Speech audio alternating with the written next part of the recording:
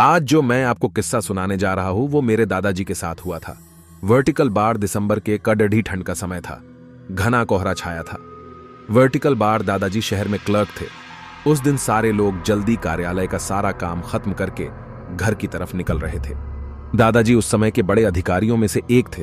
रोज की तरह ही उस दिन कम खत्म होने के बाद घर के लिए अपनी गाड़ी से रवाना होने लगे। वर्टिकल बार रास्ते में उन्हें हाट से कुछ सामान भी लेना था, तो वे अपने साथियों से अलग हो गए। वर्टिकल बार उन्होंने घर की कुछ जरूरत के सामान लिए और गाड़ी आगे बढ़ा दी। आगे जाने पर उन्हें कुछ मछली बाजार दिखा और वे मछली खरीदने के लिए रुक गए। वर्टिकल बार ताजी मछलियां लेने और देखने में टाइम ज्यादा ही गुजर गया। वर्टिकल बार उनकी जब अपनी घड़ी पर नजर गई तो उन्हें आभास हुआ कि आज तो घर जाने में बहुत देर हो जाएगी और ये सब लेकर घर पहुंचने में काफी समय लग जाएगा। फिर यही सब सोचकर उन्होंने सोचा कि क्यों ना जंगल के रास्ते से निकला जाए तो जल्दी पहुंच जाऊंगा। वर्टिकल बार तो उन्होंने अपना रास्ता बदला और जंगल की तरफ अपनी गाड़ी को घुमा लिया।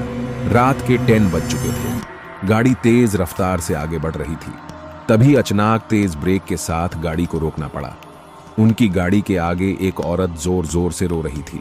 उन्होंने सोचा, इस वीराने में ये औरत क्या कर रही है।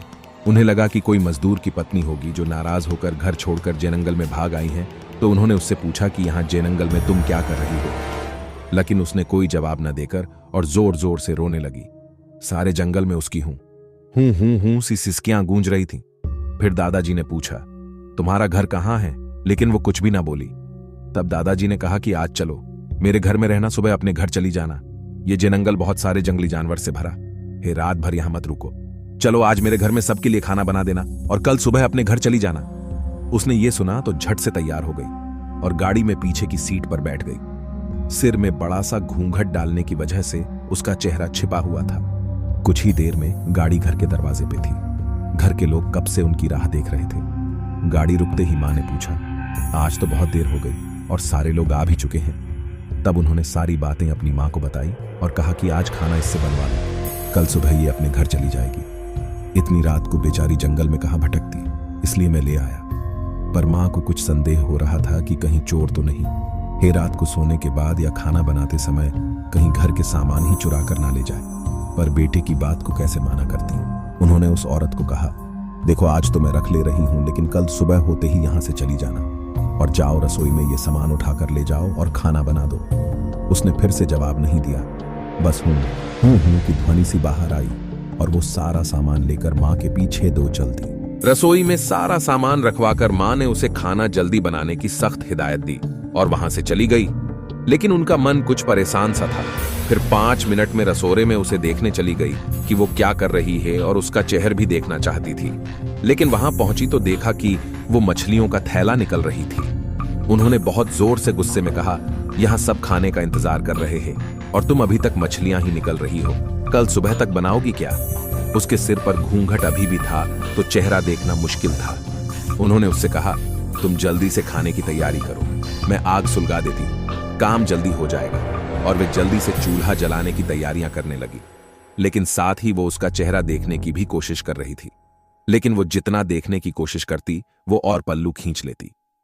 अंत में हार कर वे बोली, देखो मैंने आग सुलगा दी है, अब आगे सारा काम कर लो, कुछ जरूरत हो तो बुला लेना। लेकिन वो फिर कुछ नहीं बोली। अब उन्हें लगा कि यहां से जाने में ही ठीक है, वरना मेरा भी समय खराब होगा और हो सकता है अनजान लोगों से डर रही हो। ये सब सोचकर उन्होंने उसे कहा कि मैं आ रही हूं, जल्दी से खाना बनाकर रखना, और वहां से निकल गई। मन अभी तक परेशान ही था। कभी अपने कमरे, कभी बच्चों के, कभी बाहर सबको देख रही थी, कहीं कुछ अनहोनी ना हो जाए। 1 मिनट भी आराम से नहीं बैठ पाई। अभी 5 मिनट ही हुए थे, पर उनके लिए वो घड़ी पहाड़ सी हो रही थी। समय बीत ही नहीं रहा था। 8 मिनट बड़ी मुश्किल से गुजरे और वे तुरंत ही कुछ सोचकर रसोरे की तरफ दौड़ी। और वहां पहुंचकर जैसे ही उन्होंने रसोई घर का नजारा देखा, उनकी आंखें फटी की फटी रह गई। उनके पैर बिल्कुल ही जम गए, ना उनसे आगे जाया जा रहा था ना ही पीछे। उनके हृदय की धड़कनें रुक रही थी। वो औरत रसोरे में बैठकर सारी कच्ची मछलियां खा रही थी। सारे रसोरे में मछलियां और खून बिखरा पड़ा था। उसके सिर से घूंघट भी उतरा पड़ा था। इतना खौफनाक चेहरा आज तक उन्होंने नहीं देखा था। बाल, नाखून सब बढ़े हुए थे। मछलियां खाने में मग्न होने की वजह से उसे कुछ ध्यान भी नहीं था और खुशी से कभी 2 वो आवाजें भी निकल रही थी। हूं सी आवाजें गूंज रही थी। रसोरा पिछवाड़े में होने की वजह से और लोगों का ध्यान भी इधर नहीं आ रहा था। माँ को भी कुछ नहीं समझ आ रहा था कि चिल्लाने से कहीं घर के लोगों को नुकसान ना पहुंचाए। वो चुड़ैल से अपने घर को कैसे बचाए उन्हें समझ नहीं आ रहा था। बस भगवान का नाम ही उनके दिमाग में आ रहा था। अचानक वे आगे बढ़ने लगी उसकी तरफ और झट से एक थाल लिया और चूल्हे की तरफ दौड़ी। उस चुड़ैल की नजर भी माँ पर पड़ चुकी थी, सो वो भी कुछ सोचकर उठी। अपनी जगह से माँ कुछ भी देर नहीं करना चाहती थी। उन्हें पता था कि आज अगर जरा सी भी लापरवाही हुई तो अनहोनी हो जाएगी। उस चुड़ैल के कुछ करने से पहले ही उन्हें चूल्हे तक पहुंचना था और चूल्हे के पास पहुंचकर उन्होंने जलता हुआ कोयला थाल में भर लिया और चुड़ैल की तरफ लेकर जोर से फेंका। आग की जलन की वजह से वो अजीब सी डरावनी आवाजें निकालने लगी। अब तो उसकी आवाजें बाहर भी जा रही थी। सारे लोग बाहर से रसोरे की तरफ भागे। वो चुड़ैल जोर दो से हूं हूं हूं की आवाज निकाल रही थी और पूरे रसोरे में दौड़ रही थी और माँ को पकड़ना भी चाह रही थी।